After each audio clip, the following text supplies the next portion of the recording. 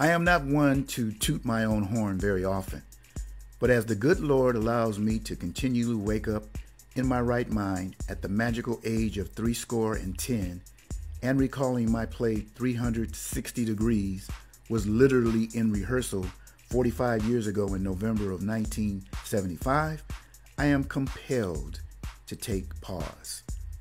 I give thanks for the confluence of events that led me to sit down on a rented typewriter and bang out 75 pages of a play that was not told from the man's point of view, like so many of the plays written for and performed by African Americans in the 60s and 70s, but from our own perspective.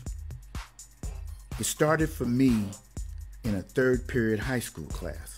I started writing, or shall I say printing in all caps, my novel Elimination in October 1967. After 8 years of rejection slips, by the way, Elimination was pretty bad. Actually, it was awful.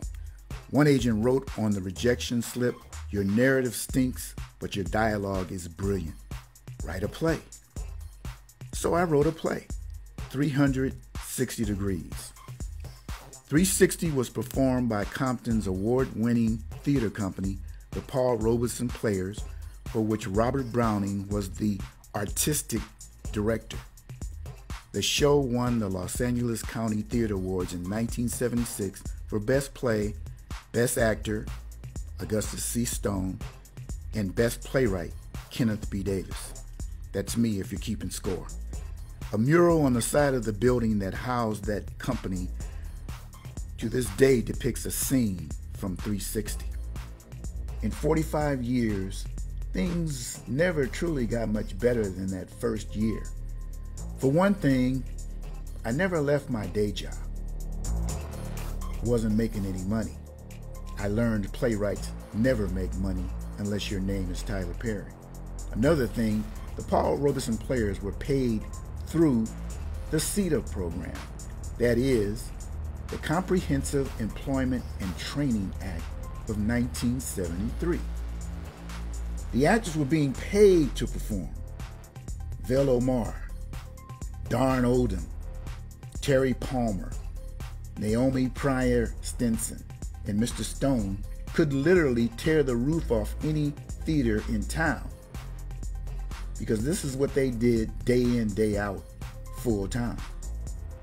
Also back in the day, we had a thing called Teen Posts, which CETA also funded, where young people would congregate and help the community in which they live by staying off the street and get paid to do so.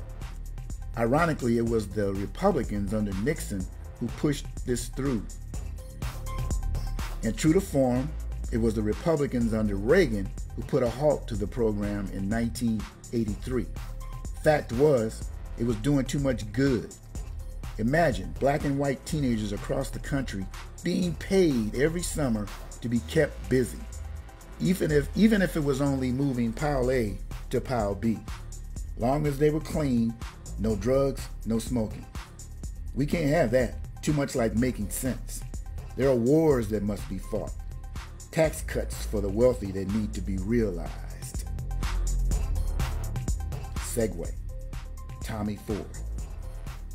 Tommy Ford was introduced to me by Long Beach hairstylist Joseph Stevenson, who fell in love with my play Peaches.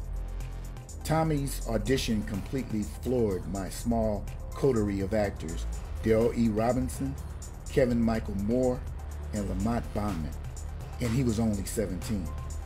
Soon after Peaches came plays Glass House, a reboot of Kenneth B. Davis' Gary Taylor musical fantasy Cheese, and South of Where We Live, directed by Cy Richardson, my most acclaimed play to date. When Stevie Wonder was asked which of his songs was his favorite, he quoted the late, great Duke Ellington. "I haven't written it yet. If it was good enough for Duke and Stevie, it's good enough for me.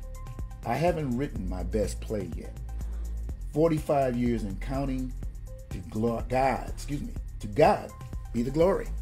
And I can't do this over again. Thank you.